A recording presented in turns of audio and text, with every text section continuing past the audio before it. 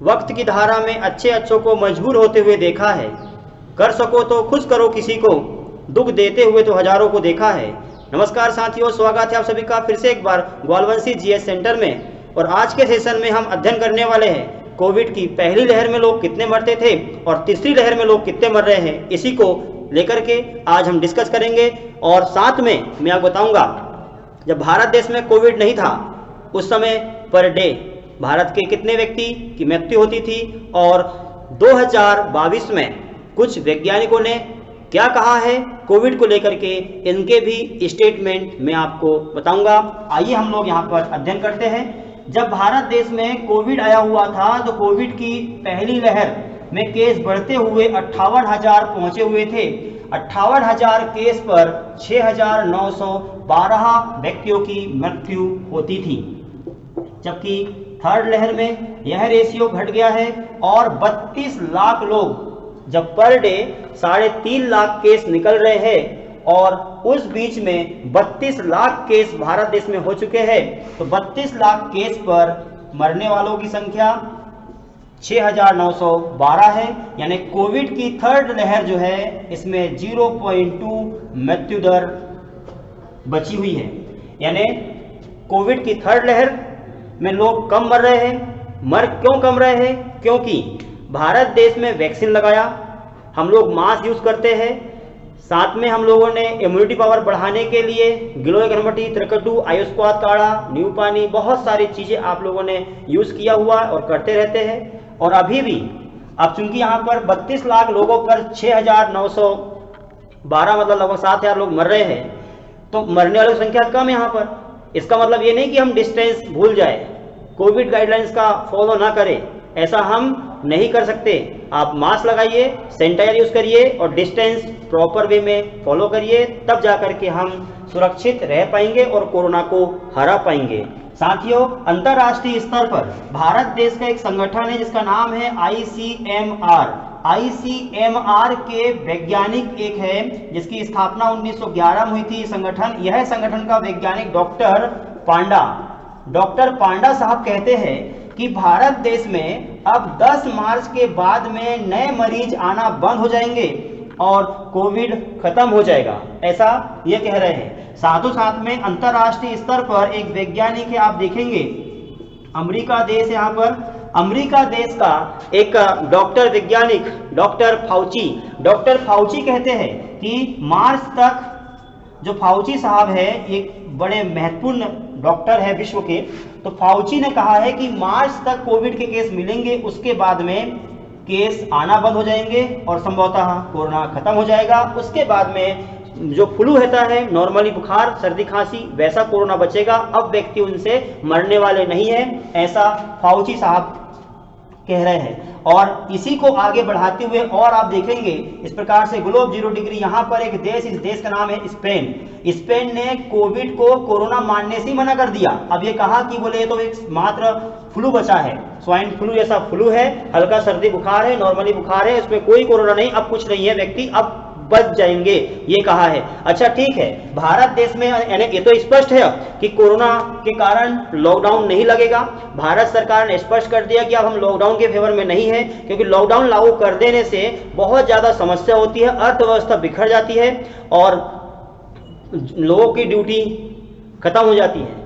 तो हम लॉकडाउन के फेवर में नहीं है, यानी स्पष्ट हुआ कि लॉकडाउन नहीं लगेगा।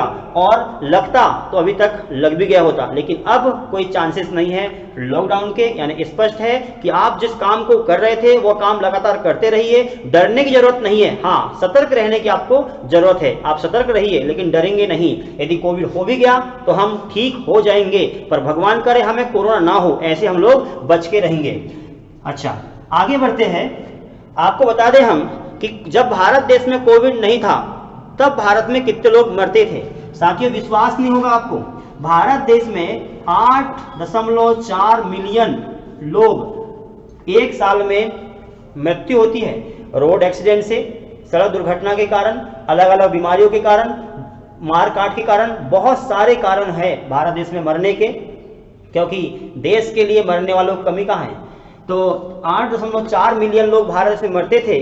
मृत्यु दर की यदि हम बात करें, आप सोचिए साथियों, पर डे यदि मैं डे की बात करूं तो भारत देश में एक दिन में 22,500 लोग मरते हैं। 22,500। जब भारत में कोरोना नहीं था उस समय भी, तो आप सोच सकते हैं कि भारत में कोविड नहीं था उस समय भी कितने लोग मरते थे। यानी एक दिन की में 22,500, तो पर एक घंटे में कितने 937। यदि इसको कन्वर्ट करेंगे हम मिनट में तो 15 से 16 लोग पर मिनट भारत में मरते थे, अब जो कि कम हो गया है। यानी स्पष्ट हुआ कि भारत देश में जो कोविड था उससे ज़्यादा तो लोग पहले मरते थे।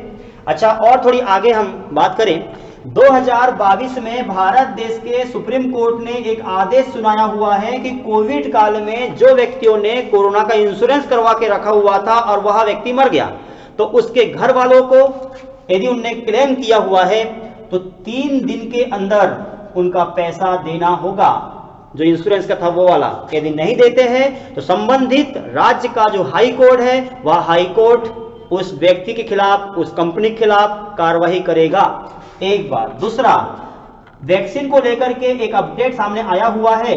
वो अपडेट ये है कि भारत देश की सरकार ने स्पष्ट किया हुआ है कि ऐसे मेडिकल स्टोर जो स्टोर भारत देश में मेडिकल क्षेत्र में काम कर रहे हैं, उन मेडिकल दुकानों पर भी, स्टोर पर भी अब कोविड की वैक्सीन मिलने लग जाएगी। जैसे और भी एड्स है, गलसुआ है, ट्रेकोमा है, हर्पिज, रेबीज, इन्फ्लुएंजा, चेचक, पोलियो, पीलिया, डेंगू, खसरा, ढेर सारी बीमारियां होती हैं। इन सारी बीमारियों के लिए वैक्सीन मिलती है अस्पतालों में भी और स्टोरों पर भी। वैसे ही वैक्सीन जो है कोविड की भी अब स्टोर पर मिल जाएगी, मेडिकल दुकान में मिल जाएगी, लेकिन शर्त एक है कि उन्हें कोविन ऐप जो है बना हुआ है,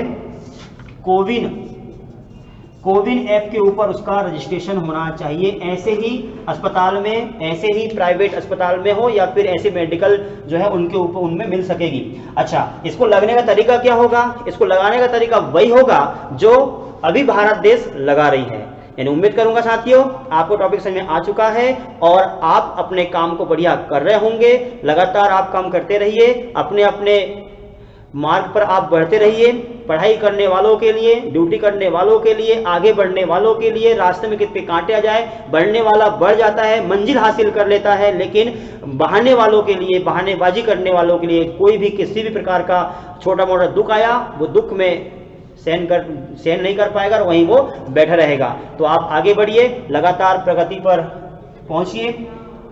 और लॉकडाउन तो अब नहीं लगेगा, लेकिन सतर्क आपको रहना है और अपने आप को सुरक्षित रखना है, परिवार को सुरक्षित रखना है। फिजिकल करते रहिए, डिस्टेंस रहिए, मास्क लगाइए और अपने प्रगति पर बने रहिए। अगली वीडियो तक के लिए आप सभी का बाय बाय।